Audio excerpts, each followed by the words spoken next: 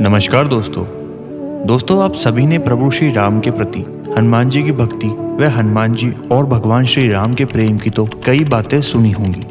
लेकिन क्या आपको पता है कि एक दिन श्री राम जी को किसी कारणवश हनुमान जी पर बाण चलाना पड़ा? आखिर ऐसा क्या हुआ था? क्यों श्री राम को अपने चहीते भक्त हनुमान पर बाण चलाना पड़ा? और हनुमान जी ने श्री राम से ऐसा कौन सा वरदान मांगा जिस कारण श्री राम के सारे बाण निष्फल हो गए? आगे बढ़ने से पहले आप सभी से एक निवेदन है कि अगर अभी तक आपने हमारे चैनल को सब्सक्राइब नहीं किया है तो सब्सक्राइब कर लें और बेल आइकन पर क्लिक करके हमारे परिवार का हिस्सा बन जाएं। एक समय की बात है, काशी नरेश राम जी के दर्शन करने के लिए अयोध्या जा रहे थे। तभी रास्ते में उन्हें नारद जी मिले।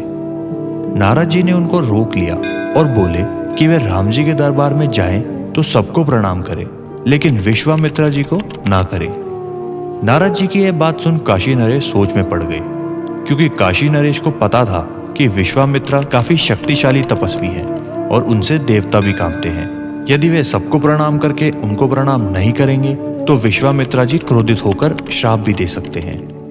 काशी नरेश घबराते हुए नारद जी से ऐसा करने का कारण पूछते हैं। आपको पता चल जाएगा, यह बोलकर नारद जी भी इस बात को टाल देते हैं। फिर काशी नरेश राम जी के दरबार में पहुंचते हैं। वहां सभी लोग बैठे हुए थे, लेकिन उस समय हनुमान जी उस दरबार में नहीं थे। उस समय हनुमान जी अपनी मां अंजना के पास थे। काशी नरेश राम दरबार में गए और उन्होंने वैसा ही किया जैसा नारद जी ने कहा था। काशी नरेश ने सबको प्रणाम किया, लेकिन विश्वामित्र जी को नहीं किया। काशी नरेश के प्रणाम ना करने से विश्वामित्र जी नाराज हो गए और उन्होंने श्री राम से कहा, काशी नरेश ने भरी सभा में सबको प्रणाम किया, लेकिन मुझे प्रणाम नहीं किया। यह मेरा अपमान है। आप मर्यादा पुरुषोत्तम हो, मर्यादा के मान के लिए काशी नरेश को दंड दो। यह सुनकर भगवान श्री राम बोले, आपका अपमान मेरा अपमान है। मैं प्रण लेता हूं कि आज सूर्य अस्त तक काशी नरेश का वध कर दूंगा। यह बात सुनकर काशी नरेश डरकर नारद जी के पास गए और नारद जी से बचने का मार्ग पूछा। नारद जी ने कहा कि आप माता अंजना के पास जाएं और उनसे प्राण रक्षा का वचन ले लें। नारद जी की बात सुन काशी नरेश माता अंजना के पास गए और उनके चरण पकड़ लिए। मां अंजना ने कारण पूछा तो काशी नरेश बोले, पहले आप रक्षा का वचन दीजिए। माता अंजना ने बिना कुछ जाने काशी नरेश को वचन दे दिया। वचन मिलने के बाद उन्होंने पूरी घटना बताई तो यह बात सुन माता अंजना भी परेशान हो गई। उन्होंने पुत्र हनुमान को पुकारा। माता की पुकार पर हनुमान जी तुरंत अपनी माता के सामने प्रकट हो गए। माता ने हनुमान जी से वचन लिया कि वे जो कहेंगी उनको वही करना होगा। हनुमान जी माता की बात कैसे टाल सकते थे? हनुमान जी ने भी अपनी माता को वचन दे दिया। तब माता अंजनी ने काशी नरेश की रक्षा की बात उनसे कही। यह बात सुन हनुमान जी दुविधा में पड़ गए। एक तरफ माता का वचन है और दूसरी तरफ प्रभु श्री राम का प्रण। अब हनुमान जी करे तो करे क्या? फिर हनुमान जी ने अपनी बुद्धि लगाई। हनुमान जी काशी नरेश को नदी के किनारे लेकर पहुंचे और उनको निरंतर बिना रुके राम नाम का जप करने को कहा। काशी नरेश समझ नहीं पाए, लेकिन उनके पास और कोई उपाय भी नहीं था, क्योंकि स्वयं श्री राम ने उनको मारने का प्रण ले लिया था। अब तो वह जगत के किसी भी कोने में सुरक्षित नहीं थे। वे नदी के किनारे में खड़े होकर राम नाम का जाप करने लगे। इसी बीच हनुमान जी प्रभु राम के पास गए और उन्होंने प्रभु श्री राम से कहा कि मैं आपसे एक वरदान प्राप्त करना चाहता हूँ। हनुमान जी की यह बात सुनकर राम जी काफी खुश हुए, क्योंकि पहली बार हनुमान जी ने राम जी से कुछ मांगा था। राम जी ने हनुमान जी से पूछा कि उन्हें क्या वरदान चाहिए।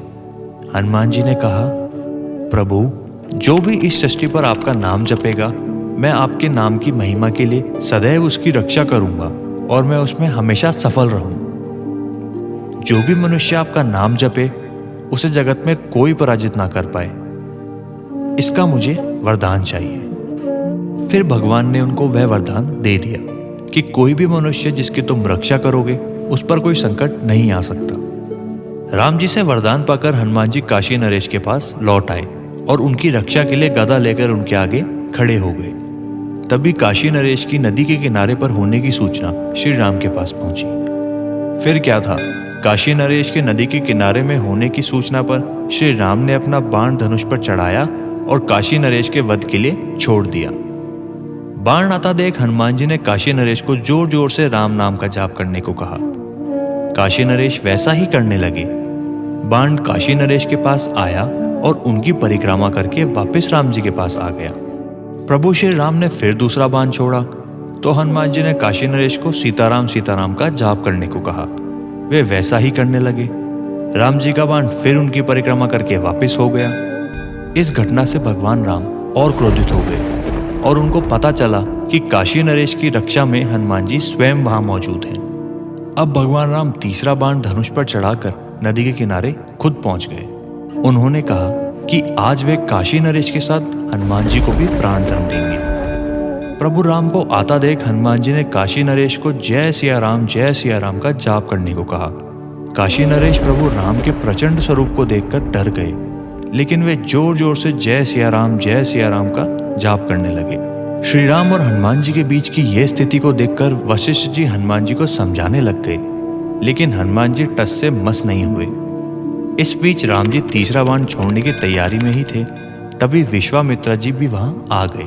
विश्वामित्रा जी को वहां आते देख हनुमान जी ने काशी नरेश से कहा कि वह तुरंत जाकर विश्वामित्रा जी के पैर पकड़ ले। काशी नरेश ने वैसा ही किया। काशी नरेश को चरणों में देखकर विश्वामित्रा जी ने राम जी से कहा, काशी नरेश ने अपनी भूल सुधार ली है। वे अपने भूल की क्षमा मांग चुके हैं, अब आप भी उनको क्षमा कर दें। विश्वामित्रा जी की बात सुनकर राम जी ने उन्हें क्षमा कर दिया। तभी वहां नारद मुनि प्रकट हुए और उन्होंने सबको बताया कि यह सब उनकी लीला थी। वह जगत को यह बताना चाहते हैं राम से बड़ा राम का नाम है। इस प्रकार से हनुमान जी ने सिद्ध कर दिया कि राम नाम में कितनी शक्ति है, और राम जी के वरदान के कारण आज भी जो मनुष्य श्री राम नाम जपता है, हनुमान जी सदैव उनकी मदद करते हैं। तो दोस्तों, यह थी आज की हमारी छोटी सी वीडियो। हम आशा करते हैं कि आपको ये वीडियो अच्छी लगी होगी। अगर आपको ये वीडियो अच्छी लगी हो तो हमारे चैनल को सब्सक्राइब करें और वीडियो को लाइक करना ना भूलें। धन्यवाद। जय श्री राम।